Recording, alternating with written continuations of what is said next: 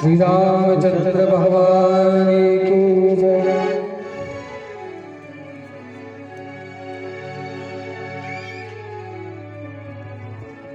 बोलिए बाकी बिहारी लाल की जय हो।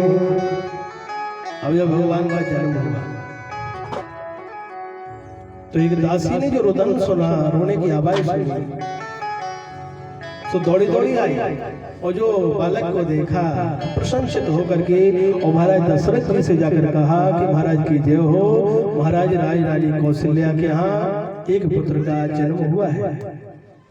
तो महाराज प्रशंसित हो। इतने में दूसरी दासी पहुंची, महाराज की जय हो, महाराज राज रानी कैकेयी के यहाँ भी एक पुत्र का जन्म हुआ है।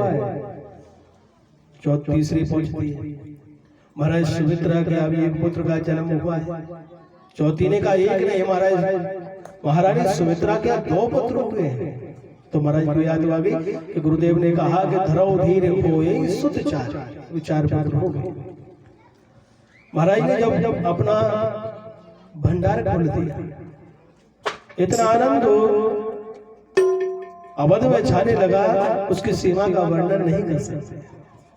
देवता भी मनुष्यों का रूप धारण करके अवधपुरी में आ पहुंचे हैं और महाराज जी सब देवताओं की और सभी की इच्छा है कि हम अपने श्री राम, अपने श्री राजकुमार के दर्शन करें।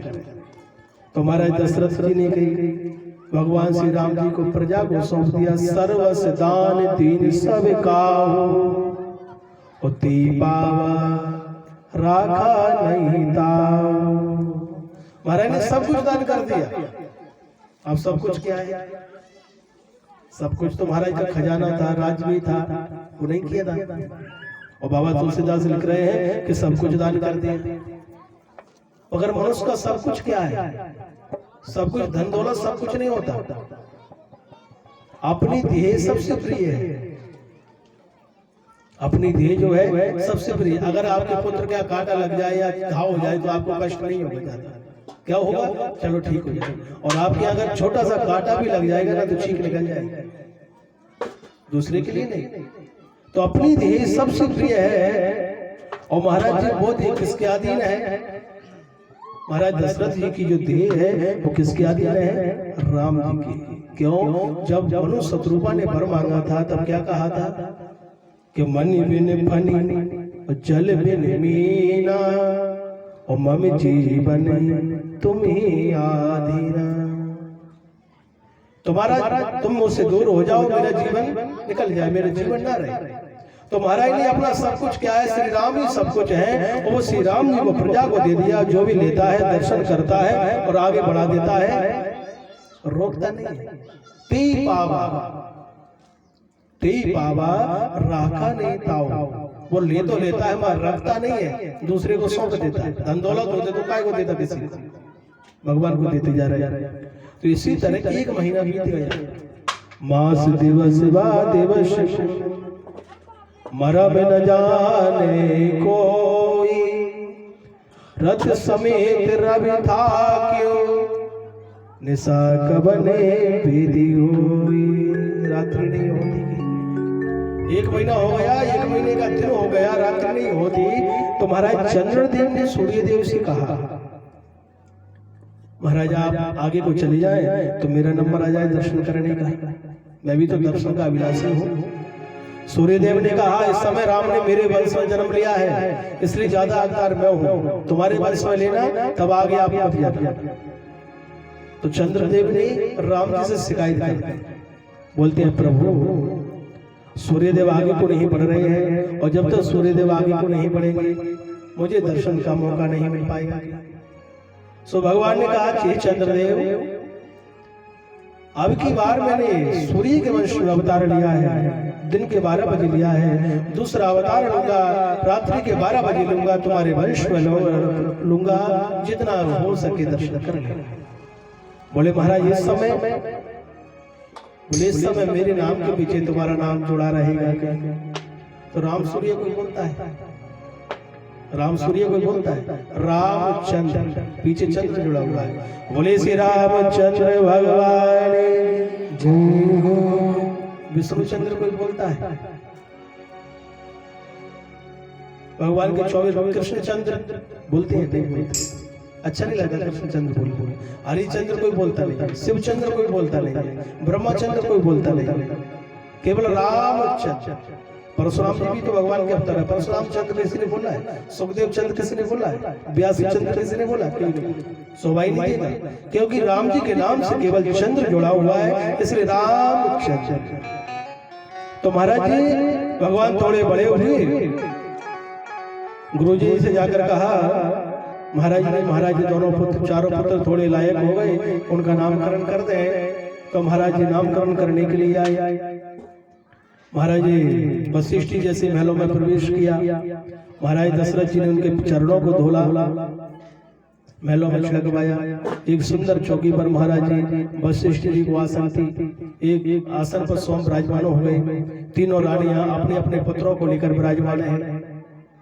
महाराज वशिष्ठ जी ने जो देखा तो देख करके और देखते रहे, इनका नाम क्या नामकरण कर, इनके नाम अनेक अनुपा, और मैं रब कयो सुमति अनुरूपा। इनके नाम में क्या रखूं, अनेकों नाम होंगे, इसके तो करोड़ों हजारों नाम हैं, एक नाम में क्या रखूंगा। सो बोलते हैं अपनी मति के अनुसार इनका नाम राम रखता हूं। जो सुख धाम राम यस नामा, अखिल लोके दायको विश्राम। जो सुखों का धाम है उसका नाम राम होगा। अब सुखों का धाम भगवान का नाम वशिष्ठ जी ने लिखा, तुलसीदास ने लिखा, वशिष्ठ जी ने बुलाया, तुलसीदास जी ने लिखा, जो सुख धाम, यानी इसके आगे कोई कष्ट नहीं है। जो इनके नाम का स्मरण करता है उसको सब कष्ट से दूर भाग जाते हैं। जो सुखों का धाम है, शरीर में कितना भी कष्ट हो, और जब कष्ट होता है तो मनुष्य क्या करता है, सब कुछ त्याग करके एक राम राम का रट करता है, और जब राम राम का स्मरण करता है तो कष्ट भी दूर हो जाता है, वो भी नहीं रहता। तो महाराज जी राम जी का नाम कितने अक्षर का है? राम का नाम कितने अक्षर का है? 2 अक्षर का, रा और मा, 2 अक्षर है। और ये राम जो है वो मर्यादा से बंधे हैं, और मर्यादा कब बनती है? तब आपका शरीर काम करेगा। आपका शरीर ही काम ना करे, मान के चलिए कोई आपसे कहे कि आप किसी के चरणों में झुक जाओ, और आपका शरीर इतना हो गया कि वो झुकता ही नहीं है, तो कहां से झुक पाओगे? तो शरीर से मर्यादा बंधती है। तो भगवान का जो नाम है राम 2 अक्षर का है केवल, और शरीर भी हमारे 2 अक्षर का है। बाल कितने अक्षर के? बाल 2 अक्षर के। सिर कितने अक्षर का है? 2 अक्षर का है। आंख भी 2 अक्षर की है, नाक भी 2 अक्षर की है, जीभ भी 2 अक्षर की है, दांत भी 2 अक्षर का है, मुंह भी 2 अक्षर का है, गला भी 2 अक्षर का है, कान भी 2 अक्षर के हैं, हाथ भी 2 अक्षर में, छाती भी 2 अक्षर की, पेट भी 2 अक्षर का, पैर भी 2 अक्षर की और नख भी 2 अक्षर का और मन भी 2 अक्षर का। अंदर जो मन है इसका राजा है मन, वो भी 2 अक्षर का है। तो राम एक बल से लेकर के नख तक केवल 2 अक्षर है और 2 अक्षर का ही प्रभु का नाम है। यानी ये 2 अक्षर के शरीर में कहीं भी कोई कष्ट हो तो 2 अक्षर का राम इसको मिटा देता है। जो सुख धाम राम यस नामा और अखिल लोक दायको विश्राम। जो सुख का धाम है, अगर किसी को सुख भोग रहा है, सुख चाहिए तो संसार को त्याग करके प्रभु के चरणों में चले जाइए, सुख प्राप्त हो जाएगा। संत महात्मा आज भी हैं, हमसे ज्यादा सुख भोग रहे हैं, गृहस्थ आश्रम से ज्यादा सुख भोग रहे हैं, क्योंकि उनको एक ही भरोसा है राम जी का। और हमें किसका भरोसा है? अपनों का। और जब तक अपनों का भरोसा रहेगा हमें सुख कदाचित कभी मिल नहीं पाएगा। अगर सुख चाहिए तो अपनों का भरोसा त्याग दो और श्री राम जी के चरण पकड़ लो, सुख प्राप्त हो जाएगा। महाराज दूसरा नाम रखा विश्व भरण पोषण कर जी और ताकर नाम भरत यस होई। जो विश्व का भरण पोषण करने वाला है उसका नाम भरत होगा। अब विश्व का भरण पोषण करने वाले कौन है? भगवान विष्णु। तो विष्णु के अवतार किसको बता दिया? भरत जी को। राम जी किसके अवतार बताए? ब्रह्म के अवतार। अखिल लोक दायक विश्रामा, अखिल लोक का निवास करने वाला है, यानी साकेत लोक में जो निवास करने वाला है ब्रह्म में, उसके अवतार कौन है? राम। बिन पग चले सुने बिन काना और कर विधि कर्म करे पेदी नाना। जो नाना तरह के कर्म करता है, बिना पग के चलता है, बिना कान के सुनता है और बिना हाथ के कर्म करता है, वो कौन है? ब्रह्म। वो कौन अवतार है? राम जी का। और महाराज विष्णु के अवतार किसको बता दिया? भरत जी को। अब नंबर आना था लखनलाल का, तो लखनलाल का तो नहीं आया और शत्रुघ्न का दे दिया। जाके सुमरन तेरे पुनासा राम शत्रुघ्न वेद प्रकाश। जो वेदों का जानने वाला है उसका नाम रिपुदन होगा, यानी ब्रह्मा जी के जो अवतार है उसका नाम शत्रुघ्न है। अब लक्ष्मण जी का नाम बाद में।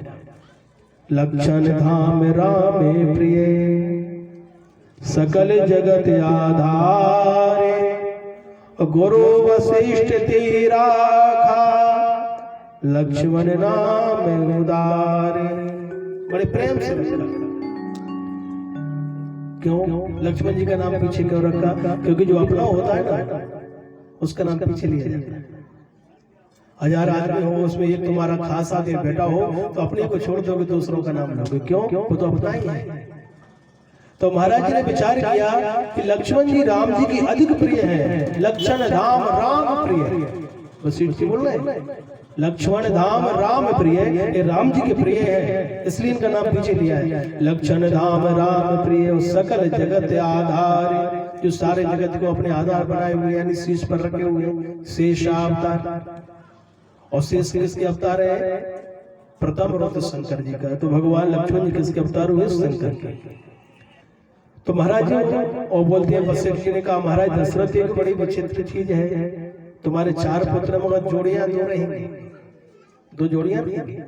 बोले कैसी जोड़ी? बोले राम और लक्ष्मण की जोड़ी रहेगी और भरत रिपुदन की जोड़ी रहेगी। तो माता सुमित्रा अत्यंत प्रसन्न होगी। ये धन्य भाग है मेरा जो मेरे दोनों पुत्र अपने बड़े भाइयों के सेवक बन के रहे। बड़े भाग की बात है कि किसी का पुत्र किसी बड़े भाई का सेवक बने, बहुत सुंदर बात है। तो महाराज जी नामकरण किया।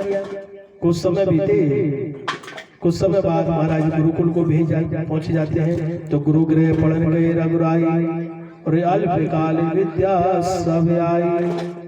तो महाराज जी 64 दिन में ही भगवान ने 64 विद्याओं को ग्रहण किया। ऐसा कोई हुआ नहीं है जो 64 दिन में 64 विद्याओं को ग्रहण कर लिया। केवल एक ऐसे राम जी हुए हैं जिन्हें 64 दिन में 64 विद्याओं को ग्रहण किया। विद्या ग्रहण करके जैसे अपने भवन में आए, कुछ समय बाद महाराज जी विश्वामित्र यज्ञ कर रहे हैं। और जब महामुनि विश्वामित्र यज्ञ कर रहे हैं तो यज्ञ की विध्वंस करने के लिए सुबाहु मारे जाते हैं और उनके यज्ञ को विध्वंस कर देते हैं। तो महाराज विश्वामित्र विचार करते हैं कि इससे तो जब तक इनका वध नहीं होगा मेरा यज्ञ संपन्न नहीं होगा। और अगर हम क्रोध करते हैं, महाराज विश्वामित्र जी इनका वध कर सकते थे, मगर हम अगर क्रोध करके इनका वध कर देंगे तो हमारा जी यज्ञ संपन्न नहीं होगा, क्योंकि क्रोध करना बुरा है। और यज्ञ में अगर क्रोध करते हो तो यज्ञ आप संपन्न नहीं कर सकते। कोई भी धार्मिक कार्य करते हो और उसमें क्रोध दिखाते हो तो समझ लीजिए आपका वो यज्ञ कार्य संपन्न नहीं होगा। उसके लिए भी कुछ शीतल रहना चाहिए। तो महाराज जी विचार करते हैं क्या करें। तो गादी तने मन चिंता व्यापी और हरि बिन मरे न निश्चर पापी। गादी तने